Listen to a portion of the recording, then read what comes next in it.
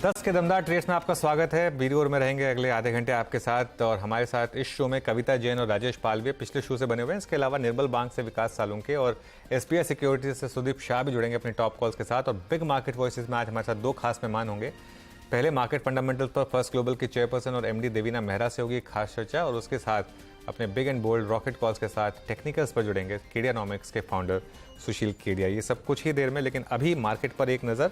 Nifty अभी भी 19,500 के आसपास, अभी भी उस 19,492 के जोन को वायलेट करने के लिए तैयार नहीं। बैंक निफ्टी आधा परसेंट नीचे, करीब करीब 245 पॉइंट्स नीचे, अभी भी सपोर्ट 1 पर 44,300 340 के आसपास। मिड कैप्स में आज out performance, mid cap index flat, small cap index हल्का सा ग्रीन में। हालांकि एडवांस डिक्लाइन एडवांसेस से निकलकर थोड़ा सा डिक्लाइंस के फेवर में जरूर आया है। आज ऑटो शेयरों में अच्छी गिरावट है सेल्स डेटा के बाद। Eicher Motors, Maruti, Escorts, Kubota, Hero MotoCorp, इन सब स्टॉक्स में, टाटा मोटर्स, इन सब स्टॉक्स में आज गिरावट। इनफैक्ट आज का सबसे बड़ा सेक्टोरल लूजर अगर है तो वो है निफ्टी ऑटो इंडेक्स, और खासतौर से मारुति जो कि उस इंडेक्स का सबसे बड़ा कंपोनेंट है, उसने काफी परेशान किया है। जहां तक गेनर्स की बात है उसमें महानगर gas, federal bank, L&T finance holdings और HUL हिंदुस्तान यूनिलीवर। आज 1 करोड़ की गिरावट का एक फायदा शायद कुछ स्टॉक्स को मिलता हुआ। और अब तैयारी हो रही है उस IPO की लिस्टिंग की, JSW इंफ्रा की लिस्टिंग की। आप स्क्रीन पर देख सकते हैं सज्जन जिंदल जी को, जो कि ग्रुप के चेयरमैन है, और मिस्टर मुंद्रा जो कि BSE के चेयरमैन है। BSE पर ये लिस्टिंग हो रही है, तो ये कुछ ही देर में। प्री ओपन में काफी शानदार लिस्टिंग हुई थी, करीब करीब 20% प्रीमियम पर ये सेटल हुआ था। अच्छे ग्रुप से एक अच्छी कंपनी, ये अच्छे स्पेस में, इंफ्रास्ट्रक्चर स्पेस में, तो ये अब लिस्टिंग की तरफ बढ़ता है। ओके, देखिए 20% के प्रीमियम पर ही ये सेटल हो रहा है, करीब करीब 143 पर इस समय लिस्टिंग। इस समय आपको JSW इंफ्रा के दिखाई देगी। एक्चुअली ये रेट शायद अपडेट होने रहे हैं, एक बार जरा मैं NSE की साइट पर चेक कर रहा हूँ। हाँ, अब थोड़ा सा अपडेट हुआ, 147 पर इस समय। अच्छी लिस्टिंग मानी जाएगी, देखिए अच्छी लिस्टिंग मानी जाएगी। और जैसे मैं कह रहा हूँ, एक अच्छे ग्रुप से, अच्छे स्पेस में, अच्छी पेडिग्री की कंपनी, इसके लिए ये शायद एक आगे जाके कोर पोर्टफोलियो स्टॉक भी बने, क्योंकि इंफ्रास्ट्रक्चर में वैसे ही आपको अच्छी डेवलपमेंट्स चाहिए, और उसमें सबसे इंपॉर्टेंट होता है ग्रुप एग्जीक्यूशन।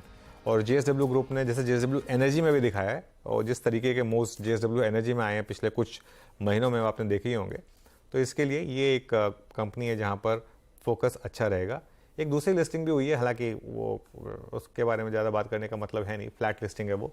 असली फोकस तो JSW इंफ्रा का ही था, और करीब करीब अब यहाँ पर 25% के मूव्स आते हुए। लेकिन वीरो, गुड मॉर्निंग। 19,490 ब्रेक कर रहे हैं अब हम, और डे लो पर, और इनफैक्ट अब हम थर्सडे का जो लो था, एक्सपायरी डे लो है, उसको भी ब्रेक करने की तैयारी कर रहे हैं वीरो। बिल्कुल बिल्कुल अनुज, एक अच्छी लिस्टिंग। लेकिन आज ऑटो का सबसे बड़ा जो दबाव है वो निफ्टी को सिंक करता हुआ, we are at day low. और एक और चीज़ याद रखिएगा, निफ्टी ऑटो का ये सिंगल डे में बहुत दिनों बाद, मतलब लगभग 1 महीने के अंतराल के बाद इतना बड़ा ब्रेकडाउन आपकी स्क्रीन पे। और ये लगभग 7 सितंबर से लेकर जो अब तक की रेंज है उसको वॉलेट करता हुआ सबसे बड़ा पेन इंट्राडे में किसी सेक्टर में है तो वो है निफ्टी ऑटो। पैनल आपकी स्क्रीन पे है, हमारे साथ कविता जैन, राजेश पाल, एक्सिस सिक्योरिटीज से विकास सालुंके और सुदीप शाह मौजूद हैं। विकास, पहले आपके 2 ट्रेड्स क्या रहेंगे? गुड मॉर्निंग, बताइए। गुड मॉर्निंग वीरेंद्र जानव जी। देखो, ओवरऑल मार्केट में आज हिसाब से एक सेलिंग प्रेशर हमने देखा है कि स्टार्टिंग में एक देखने मिला गैप डाउन के बाद। बट अगर स्टॉक स्पेसिफिक बात करें तो मुझे लगता है कि बायोकॉन यहाँ पे एक अच्छा कैंडिडेट लग रहा है, यहाँ से एक अच्छा मूव कर सकता है। लास्ट 3 से 4 ट्रेडिंग सेशन में हमने देखा है कि एक अच्छा मूव यहाँ पे कंसीडर करते हुए देखने मिल रहा है। तो बायोकॉन मेरा यहाँ पे बाइंग रहेगा। नीचे में 266 का स्टॉप लॉस रिकमेंड करूंगा, और जो ऊपर में टारगेट निकल के आ रहे 284 और 290 के टारगेट, 2 टारगेट ऊपर में देखने मिल सकते हैं। जो रिसेंट हाई था, मुझे लगता है बायोकॉन इस बार वापस उसको रिटेस्ट करके उसको ब्रेक कर सकता है। एक अच्छा मूव यहाँ पे कंसिडर कर सकते हैं। दूसरा रहेगा मेट्रोपोलिस। मेट्रोपोलिस में हमने देखा है कि लास्ट कुछ दिनों में एक अच्छा मूव कंसिडर हो रहा है, और लास्ट वीक में भी हमने देखा था, फ्राइडे भी एक अच्छा मूव इस स्टॉक में आते हुए देखने मिल रहा है। तो वीकली में भी एक अच्छा ब्रेकआउट पॉइंट इस काउंटर में देखने मिल रहा है। तो यहाँ से एक अच्छा मूव कंसिडर होगा। ऊपर में जो टारगेट निकल के आ रहे हो 1560 के आसपास के टारगेट यहाँ पे मेट्रोपोलिस में देखने मिल सकते हैं, और स्टॉप लॉस जो यहाँ पे 1440 के आसपास का एक स्टॉप लॉस रिकमेंड करूंगा। दोनों भी काउंटर में मुझे लगता है स्लोली रहेगा, लेकिन अप मूव यहाँ पे कंसिडर कर सकते हैं। टेक्निकली एक स्ट्रॉन्ग चार्ट पैटर्न दोनों में देखने मिल रहा है, तो दोनों में मेरे पास साइड पे पाओ। ओके, दोनों में इस समय सेल बायोकॉन और मेट्रोपोलिस, ये इस समय की सेल ट्रेड्स। सुदीप जुड़ गए हमारे साथ। Sudeep good morning. सुदीप आपके picks? Good morning Anuj. Anuj, मेरे दो पिक्स में से पहला पिक होगा दालमिया भारत। दालमिया भारत का यदि हम वीकली चार्ट देखें तो स्टॉक सितंबर 2021 के बाद के सबसे हाईएस्ट लेवल पे है। पिछले 2 वीक में हमने देखा है कि स्टॉक का जो बॉटम था वो एकदम आइडेंटिकल था, 2235 2245 के आसपास का, और वहां से ही स्टॉक ने एक सपोर्ट लेके रिबाउंड किया था। और ओवरऑल सीमेंट स्टॉक्स में से भी ये स्टॉक आउट परफॉर्म कर रहा है। और डेली चार्ट्स पे यदि देखें तो 20 डे एक्सपोनेंशियल मूविंग एवरेज एक बार 22 अगस्त को स्टॉक ने क्रॉस किया था, उसके बाद कभी भी इसे ब्रीच नहीं किया है, और हर लेवल पे हमें बाइंग सपोर्ट नजर आ रहा है। तो मुझे लग रहा है ओवरऑल आउट परफॉर्मिंग स्टॉक है, और यहाँ से भी एक अच्छा मोमेंटम हम ये स्टॉक में देख पाएंगे। 2360 के स्टॉप लॉस से मुझे लग रहा है 2460 के लेवल्स ये स्टॉक में हम देख पाएंगे। दूसरा मेरा स्टॉक है, दूसरा पिक है bank of India. PSU bank index में हम देख रहे हैं लगातार ये दूसरे तीसरे दिन एक मार्केट जब फॉल हो रहा है, मार्केट से ये आउट परफॉर्म कर रहा है ये इंडेक्स। तो मुझे लग रहा है यहाँ पे भी बैंक ऑफ इंडिया में एक बहुत अच्छा मोमेंटम बना हुआ है। पिछले 4-5 दिन का जो एक कंसोलिडेशन था स्टॉक ने इसमें उससे भी ब्रेकआउट दिया है, और डेली वीकली चार्ट पे बहुत बुलिश मोमेंटम हमें नजर आ रहा है। तो मुझे लग रहा है कि ओवरऑल 106 के स्टॉप लॉस से 116 118 के टारगेट्स हम बैंक ऑफ इंडिया में आते हुए देख पाएंगे। ओके, तो आपके दो ट्रेड्स ही पूरे हो गए यहाँ पे, और अब चलते हैं राजेश पालवी जी के पास। राजेश पालवी जी, हम डे लो पर हैं और निफ्टी ने अपना ऑप्शन बेस वॉलेट कर दिया है। आपके दो ट्रेड्स क्या रहेंगे? जी, पहला स्टॉक शॉर्ट साइड का रहेगा, और उसमें आईटी में हमें लगता है टीसीएस पे यहाँ पे शॉर्ट ओपन किए जा सकते हैं। स्टॉक आज शॉर्ट बिल्टअप यहाँ पे बनते हुए दिखा, और ये थर्ड कंसेक्यूटिव डे है जहाँ पे स्टॉक में लोअर हाई लो फॉर्मेशन बनते हुए दिख रहे हैं। टीसीएस फ्यूचर शॉर्ट करने की सलाह है। डाउन साइड के टारगेट हमें लगता है 3455 3440 की तरफ आते हुए दिख सकते हैं। स्टॉप लॉस रखेंगे हम यहाँ पे करीब 3530 का। जो दूसरा स्टॉक है वो बाय साइड का है, और उसमें हमें लगता है कोरोमंडल पे यहाँ पे बाय किया जा सकता है। ये स्टॉक में एक स्ट्रेंथ है, लास्ट सेशन में काफी अच्छा बाइंग मोमेंटम था। वीकली सेटअप पे भी देखें तो स्टॉक में जिस तरीके से ब्रेकआउट बने हुए हैं, हमें लगता है कोरोमंडल में यहाँ पे स्ट्रेंथ लौटते हुए दिखेगी, और यहाँ पे कंटिन्यूटी रहेगी। 1185 1190 तक के अपसाइड के टारगेट एक्सपेक्ट कर रहे हैं। स्टॉप लॉस रखेंगे 1148 के आसपास। ओके, अच्छा एक बार वो बंधन बैंक वापस लेकर आइए, जो मैं बात कर रहा था कि यहाँ पर एक मुझे शॉर्ट कवरिंग थोड़ी सी नज़र आ रही थी, और अब वो ग्रीन में आ गया देखिए, और वो ओपन हाई को क्रॉस कर रहा है। अगेन मैं फिर कहूँगा कि थोड़ा आज ट्रेड्स लेने में इंडिविजुअल स्टॉक में थोड़ा केयरफुली रहें, क्योंकि मार्केट थोड़ा वीक है। अब 19480 पर इस समय निफ्टी। कविता जी, इस समय आपकी ट्रेड्स क्या होंगी? जी, तो एक लॉन्ग और एक शॉर्ट ट्रेड होगा। सो ऑन शॉर्ट साइड मुझे लग रहा है ऑटो से बजाज ऑटो वीक होता हुआ दिख रहा है, 5032 के लेवल्स पर है। डाउन साइड मुझे लगता है 5000 के लेवल्स की तरफ ही बढ़ता हुआ दिखेगा। 504980 के प्राइस टारगेट्स के लिए बजाज ऑटो पर एक शॉर्ट ट्रेड इनिशिएट कर सकते हैं। 5072 का एक स्टॉप लॉस मेंटेन करें। स्ट्रेंथ जहां दिख रही है लाइक एमजीएल आईजीएल काउंटर्स, यहाँ एक अच्छा स्ट्रेंथ बनता हुआ दिख रहा है। सो मुझे लगता है आईजीएल पर मूव्स फर्दर एक्सटेंड होते हुए दिख सकते हैं। 554 का स्टॉप लॉस मेंटेन करें। अपसाइड मुझे लगता है 464 468 के प्राइस टारगेट के लिए आईजीएल पर एक बाय ट्रेड करें। ओके, चलिए अब एक काम करते हैं। अब ट्रेड्स हो गई हैं सारी, अब मार्केट की बात करते हैं। मार्केट थोड़ा परेशान है आज, बिग मार्केट वॉइसेस में मार्केट फंडामेंटल्स पर चर्चा के लिए फर्स्ट ग्लोबल की चेयरपर्सन और एमडी देवीना मेहरा जुड़ी हैं। जैसा कि मैं आपको पहले कई बार बता चुका हूं कि देवीना जी निवेश और रिसर्च की दुनिया में एक उनका रुतबा काफ़ी बड़ा है। 30 सालों से ज़्यादा का अनुभव है उनके पास। बहुत कम उम्र में एंटरप्रेन्योरशिप की शुरुआत की थी, और बहुत लोग ये चीज़ जानते नहीं हैं कि एचडीएफसी बैंक पर शायद सबसे पहले एक कवरेज देवीना जी लेकर आई थी, और वहाँ से आपने उस स्टॉक का मूव देखा ही है। खैर देवीना जी, गुड मॉर्निंग, बहुत बहुत शुक्रिया आज हमारे साथ जुड़ने के लिए। थोड़ा मार्केट में कुछ नर्वसनेस पिछले कुछ दिनों में, आपके हिसाब से इसका क्या कारण रहा है, और क्या इस डिप को इन्वेस्टर्स को बाय करना चाहिए? जैसा आप कहती रही हैं कि इस समय सबसे बड़ा रिस्क है मार्केट में पार्टिसिपेट ना करना, तो क्या अब ये एक सेकेंड अपॉर्चुनिटी मिल रही है इस डिप में? गुड मॉर्निंग अनुज। हाँ, और एग्जैक्टली 30 साल हुए, मतलब इसी दिन लगभग स्टार्ट किया था, 1 ओके, अक्टूबर। बहुत अच्छी बिल्कुल बात, यही बहुत बहुत मुबारक अक्टूबर आपको 30 साल पूरे करने अक्टूबर के के लिए। शुरू अक्टूबर के शुरू में। तो जहाँ तक बाजार का सवाल है, जैसा आपने कहा, मेरा मेरा ये नजरिया रहा है कि अभी आपको निवेशित रहना चाहिए, क्योंकि ऐसा क्रैश का कोई बहुत बड़ा डर, जहां तक लार्ज कैप्स की बात मैं कर रही हूँ, वहां नहीं नजर आता है। आप अगर लंबे समय का देखें तो आप 1980 वाला दशक देखें तो वहां आपने 1980 में अगर 100 रुपए लगाए होते इंडेक्स में तो वो 700 हो जाते 10 साल में। 2010 में अगर आपने 100 रुपए लगाए होते तो वो मात्र 230 रुपए होते 10 सालों में, जो कि एफडी से थोड़ा ही ज्यादा था। तो ऐसी स्थिति में जब बाजार उतना लंबा समय अपने जो 15-16% वाले कंपाउंडिंग हम लोग सोचते हैं, उससे इतना कम रहा हो, 9% कंपाउंडिंग भी नहीं हुई उस दशक में, उसके बाद भी कुछ अंतरराष्ट्रीय कारणों के कारण इस दशक भी आप देखें तो 12-12.5% ही कंपाउंडिंग हुई है। तो वो बाजार ट्रेंड लाइन से बहुत ऊपर नहीं है कि आप क्रैश का सोचें, अभी तो ट्रेंड लाइन से बहुत नीचे ही है। लेकिन ये मैं आपको सेंसेक्स निफ्टी जैसे जो इंडेक्स है लार्ज कैप वाले, उनकी बात बता रही हूँ।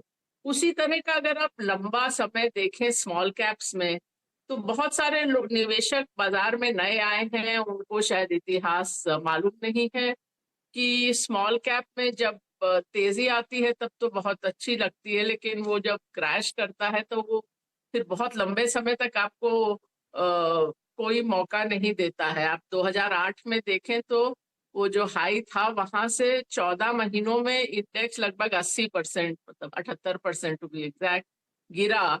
और वो जो 2008 वाला हाई था वो स्मॉल कैप इंडेक्स ने जाके 2016 में उसको पार किया। वो भी मैं आपको उसका भी थोड़ा कहानी बताऊंगी। 2017-18 में आपने फिर बड़ी तेजी देखी स्मॉल कैप्स में, लेकिन उसके बाद भी लगभग 2/3 का क्रैश आया। तो आपको किसी समय से कोई दिखाएगा, क्योंकि जब वो क्रैश अगर 80% आता है ना, तो वो उसके बाद वो उसको जीरो तक आने में 5 गुना होना पड़ता है इंडेक्स को। तो कोई ना कोई आपको दिखाएगा कि इस पीरियड में इंडेक्स 5 गुना हो गया था स्मॉल कैप का। और दूसरी बात स्मॉल कैप इंडेक्स में ये भी रहती है कि हर वर्ष उसमें बहुत बदलाव आता है, तो लगभग 5-6 साल में वो इंडेक्स ही पूरा बदल जाता है। तो 2016 में जो दोबारा से हाई बना वो स्टॉक्स ही अलग थे। जो 2008 में गिरे थे वो स्टॉक्स तो बहुत सारे चले ही गए बाजार से, पेनी स्टॉक बन गए, जीरो हो गए।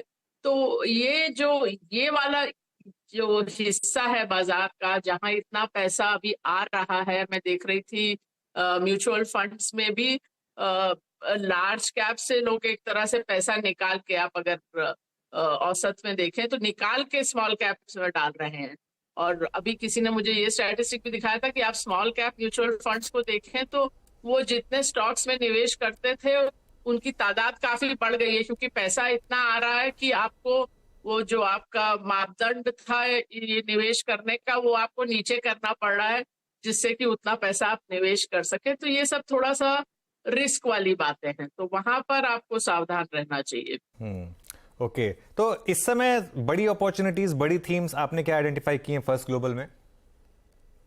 देखिए, वैसे तो अभी हम लोग का इसी हफ्ते वो हाँ, हम लोग हर तिमाही पर रीबैलेंस करते हैं, तो वो रीबैलेंस तो अभी होगा। तो अभी हमारे सिस्टम ने इस बार क्या निकाला है वो तो अभी देखना बाकी है। एक सप्ताह बाद शायद मैं आपको ठीक ज्यादा अच्छा बता सकूं।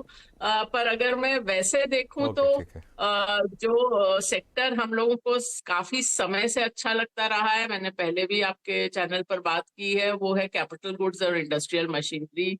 लोगों ने पिछले कुछ महीनों से बात करनी शुरू की है, हमको अब 2 साल हो गए। अक्टूबर 2021 में हम लोगों ने वो बड़ा कॉल लिया था और वो कॉल अच्छा भी गया। उसमें से बहुत सारे शेयर 2 गुने 4 गुने तक हुए, कहीं प्रॉफिट बुक भी किया, थोड़ा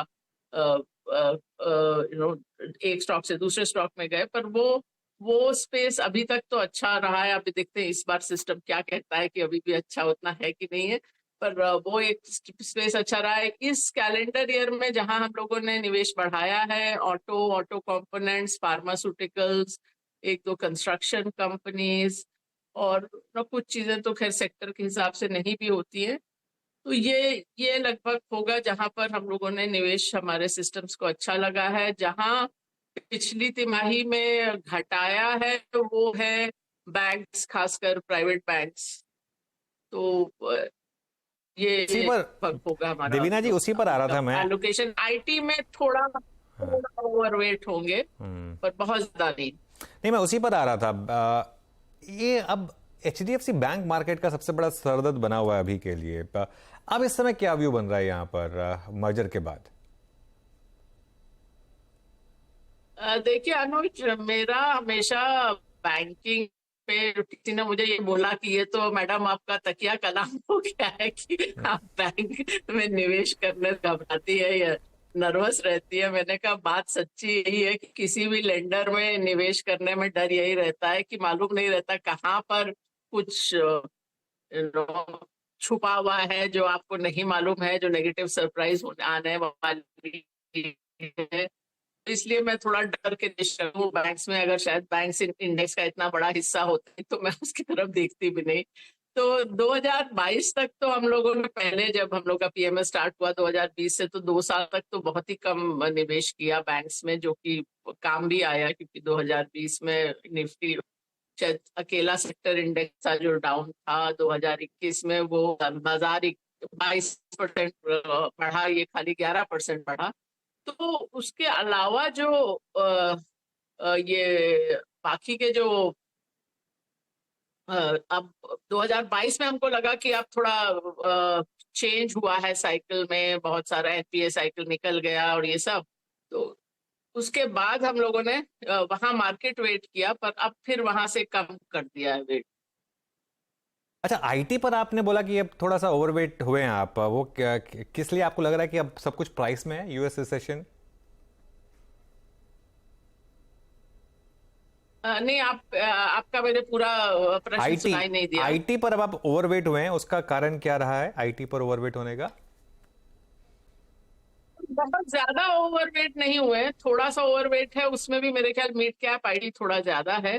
तो रिसेशन तो मतलब कम से कम स्लो डाउन तो है उनकी यूजर जो देश है, लेकिन उसमें ऐसा नहीं है कि वो पूरा जो क्षेत्र है या पूरी वो इंडस्ट्री है वो बहुत खराब लग रही है। वो चीज नहीं लगती है, क्योंकि फिर भी इस इंडस्ट्री में थोड़ा प्रेडिक्टेबिलिटी है, आगे क्या होने जा रहा है कुछ तो आपको मालूम है। इसमें होता ही है कि जब स्लो डाउन आता है ना, तो आपकी सेल साइकिल लंबी हो जाती है। मतलब जो आपको लगा कि ये डील इस तिमाही में हमारी साइन हो जाएगी, वो हो सकता है 3 महीना 6 महीना आगे चले जाए। लेकिन जो पूरा जो एक आप अगर लॉन्ग टर्म उससे देखें, तो ये तो बात है ही कि ज्यादा कंट्री जो कंपनीज हैं वो जो नॉन टेक्नोलॉजी कंपनीज में भी टेक्नोलॉजी महत्वपूर्ण होती जा रही है, डिजिटाइजेशन बढ़ रहा है। तो वो चीज, वो एक बड़ा ट्रेंड है जो लॉन्ग टर्म ट्रेंड है, वो नहीं बदलता है।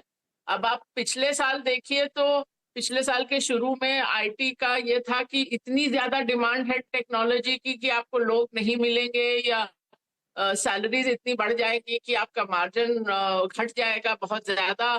और अब बिल्कुल उल्टी चीज है कि डिमांड ही नहीं रहेगी। तो वो दोनों ही एक्सट्रीम व्यूज है, मतलब बहुत आप बैलेंस नहीं है वो चीज। राइट, देवीना जी बहुत बहुत शुक्रिया आज हमारे साथ जुड़ने के लिए और हमसे बात करने के लिए। थैंक यू सो मच, और आपको 30 साल पूरे करने के लिए बहुत बहुत बधाई फिर से। शुक्रिया। चलिए अब एक बहुत छोटा सा ब्रेक लेकर लौटते हैं और सुशील कीड़ा जुड़ेंगे हमारे साथ।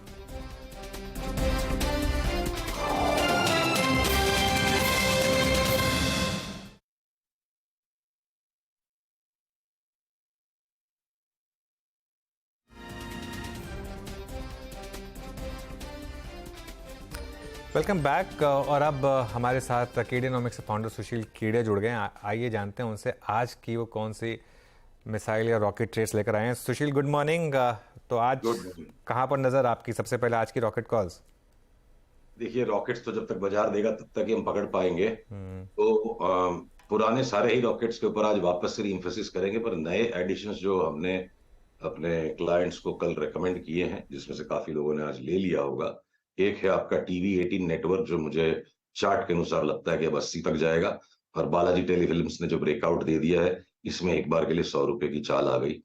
पर हम जी टेलीफिल्म, एनडीटीवी, सारेगामा, इनको भी दोनों हाथ से और बटोर रहे हैं। पूरे के पूरे मीडिया एंटरटेनमेंट सेक्टर में मुझे लगता है सबसे ज्यादा आउट परफॉर्मेंस आएगा। मीडिया एंटरटेनमेंट इंडेक्स ने बड़ा ब्रेकआउट वापस आज दे दिया है, तो फोकस ज्यादा वही है और यही स्टॉक्स 40, 50, 60% छोटे वाले बढ़ जाएंगे और जी जैसे स्टॉक्स और सन टीवी जैसे स्टॉक 20 से 25% बढ़ जाएंगे। बिल्कुल। चलिए, तो सुशील, मार्केट पर इस समय क्या व्यू बन रहा है, क्योंकि ग्लोबल मार्केट्स में थोड़ी नर्वसनेस शुरू हुई है इस समय और आज इंडियन मार्केट में भी काफी प्रेशर है। नैस्डैक ने ऑलरेडी कंफर्म्ड बाई सिग्नल दे दिया है। बाई सिग्नल एसएनपी पे भी है पर वो थोड़ा हेजिटेंट है, उतना स्पष्ट नहीं है। और निफ्टी का आज का ये जो गैप डाउन है, हमने अपने क्लाइंट्स को एडवाइस किया है कि इस गैप डाउन में बेचना नहीं है, हमें लेना है। और जो अगर हम निफ्टी पे भी अगर लॉन्ग करें, इंडिविजुअल स्टॉक्स में अक्रॉस द बोर्ड बहुत सारे स्टॉक्स में बाई है, पर अगर निफ्टी पे भी कोई अगर लॉन्ग करता है तो 19,675 के ऊपर अगर आज बंद दे देगा तो जो भी हम दिन भर में आज बाइंग कर रहे हैं और निफ्टी पे भी लॉन्ग अगर होंगे तो हम कैरी करेंगे ओवरनाइट 19,675 के ऊपर अगर ये बंद आ जाए। बैंक निफ्टी भी अगर आज 44,665 के ऊपर फ्यूचर्स बंद आ गए तो हम रात को माल लेके जाएंगे। हर गैप डाउन बेचने का नहीं होता, हर गैप डाउन लेने का नहीं होता, कभी सामना करने की भी चार्ट्स होती है। इस वक्त सामना करने की चार्ट्स हैं और ये रिवर्सल अगर आज ये वर्कआउट हो जाता है क्लोजिंग में तो ऑब्वियसली अगला रेजिस्टेंस जो होगा वो ऑल टाइम हाई होगा निफ्टी का, जो कि 20,200 पे जो हम गए थे। ये देखिए निफ्टी की चार्ट अगर दिख रही है 20,268 तक, तो वहां तक मेरे को लगता है कि रिट्रेसमेंट 20,200 तक का आना चाहिए। और अगर उसको भी ये क्रॉस कर गया तो मुझे कोई आश्चर्य नहीं होगा कि निफ्टी 21,200 तक चली जाए। 2 टुकड़ों में इसको खेलना है, 3 टुकड़ों में।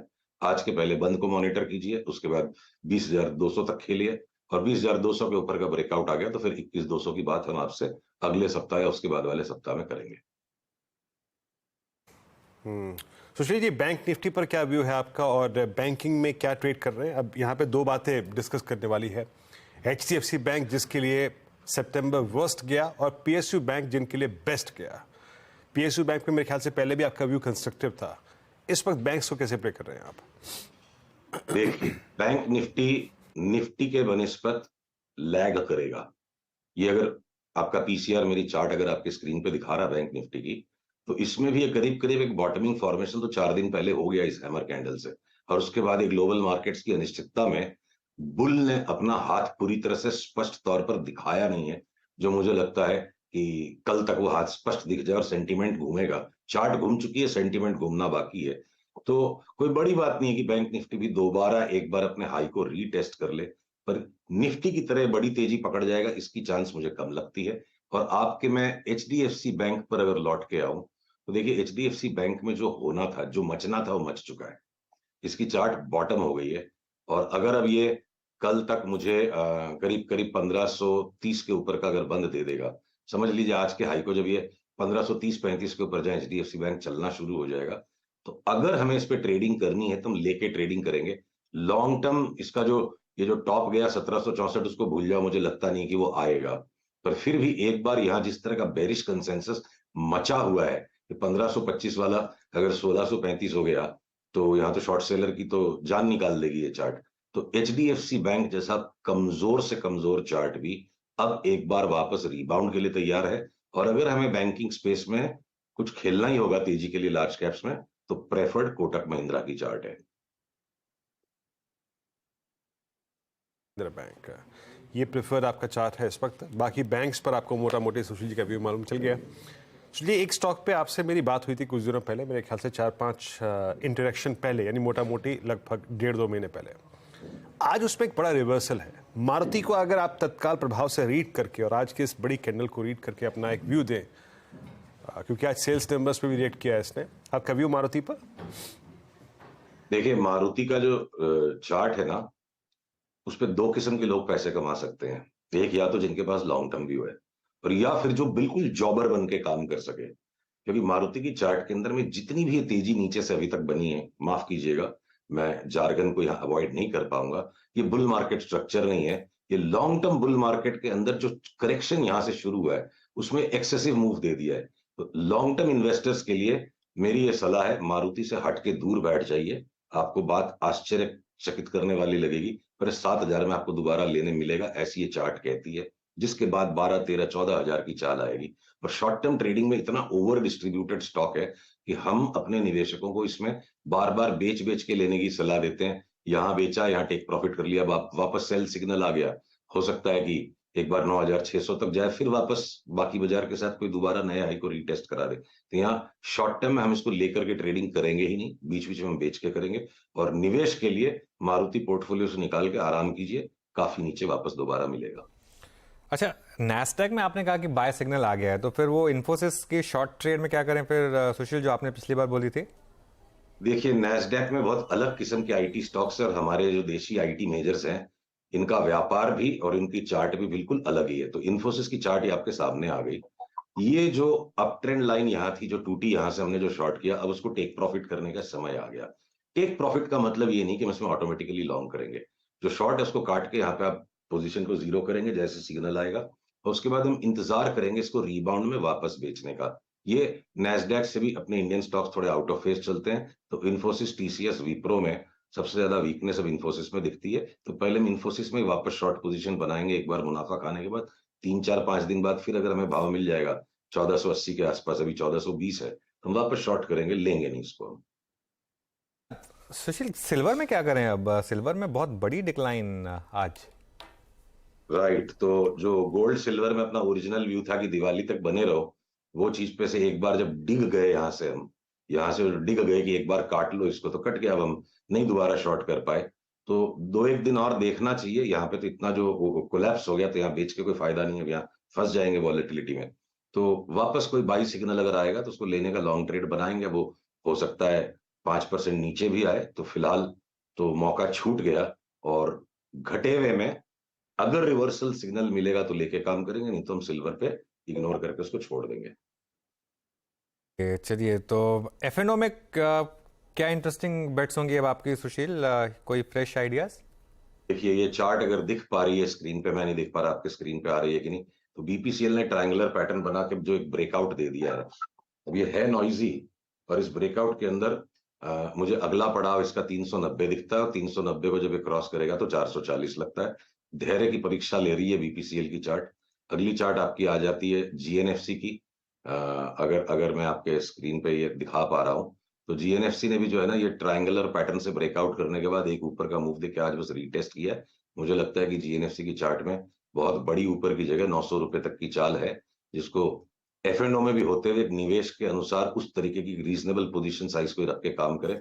और आरती इंडस्ट्रीज में भी हमें इमीडिएट गेन्स के लिए कम से कम भी 490-500 वाला 700, 725 तक की चाल लगती है। तो केमिकल्स, ऑयल मार्केटिंग कंपनीज, और हो सकता है यूनाइटेड फॉस्फोरस में भी 1-2 दिन में कोई सिग्नल बने। फिलहाल अभी वहां कुछ नहीं है। ऑलराइट, हम फोकस करेंगे इस वक्त ऑयल मार्केटिंग कंपनीज पे और केमिकल कंपनीज पे। ओके सुशील, बहुत बहुत शुक्रिया आज हमारे साथ जुड़ने के लिए और हमसे बात करने के लिए। तो ये इस समय केडियानॉमिक्स की कॉल्स। अच्छा, मार्केट इस समय थोड़ा सा एक सपोर्ट ले रहा है वापस 19,490। देखिए 19,490 नहीं ब्रीच करेगा इतनी आसानी से, क्योंकि वहाँ पर बहुत स्ट्रॉन्ग सपोर्ट है और वो एक लॉन्ग टर्म का सपोर्ट है, तो इसके लिए उसका डिफेंड करना ज़रूरी है। एक बार के लिए तो वहाँ पर थोड़ी सी रेजिलियंस आएगी। और 19,480 तक गए हम, लेकिन वो 19,490। और मिड कैप इनफैक्ट अब ग्रीन में आया है, मिड कैप इंडेक्स 24 पॉइंट ऊपर। हालांकि एडवांस डिक्लाइन अभी भी 1:1 ही है, तो स्क्रीन इतनी ख़राब नहीं है। निफ्टी में ज़्यादा तकलीफ है, निफ्टी के बाहर तकलीफ ज़्यादा एक्चुअली है नहीं। चलिए, अब वीर और मुझे इजाज़त दीजिए, और अब ट्रेडर्स हॉटलाइन के लिए नीरज जी आ गए स्टूडियो में। Neeraj ji, good morning, over to you. Good morning Anuj. क्या आज का लेवल ध्यान पे रखना है? 523 चल रहा है अभी। 19,480 जो आज का लो है, 19,479, 480। हाँ, अब अगर आप लॉन्ग ले रहे हैं तो वो आपका स्टॉप लॉस है, अगर आपने लॉन्ग लिया है तो। ओके। तो जो हमारी मॉर्निंग की कमेंट्री थी कि एक बार मार्केट कोलैप्स हो, फिर रिकवर हो और स्टेबिलिटी दिखाए, 19,550 के ऊपर स्टेबिलिटी दिखाए, अभी खैर निकले नहीं है उसके ऊपर, तो फिर एक 19,480 के जो मॉर्निंग लो उसके हिसाब से आपका ट्रेड बनेगा। और वो इसलिए कह रहा हूँ कि मिड कैप इतना खराब नहीं है, मिड कैप तो एक्चुअली ग्रीन में है, तो इसके लिए। लेकिन 19,480 के अगर नीचे गए तो फिर बड़ी डिक्लाइन आएगी, तो ध्यान रखिएगा। ओके, 19,480 ये स्तर ध्यान रखिएगा। दिन के दौरान देखेंगे हम लोग कैसे पैन आउट होता है। अभी तो फिलहाल रिकवरी का मोड है और मिड कैप ग्रीन में ट्रेड कर रहा है। इंटरेस्टिंग है मार्केट आज का देखने में। बहुत बुरे संकेत के बावजूद भारतीय बाजार आउट परफॉर्म कर रहे हैं, इस सेंस में कि ब्रॉडर मार्केट में अगर आप देखें तो एडवांस डिक्लाइन का आंकड़ा भी उतना बुरा नहीं है।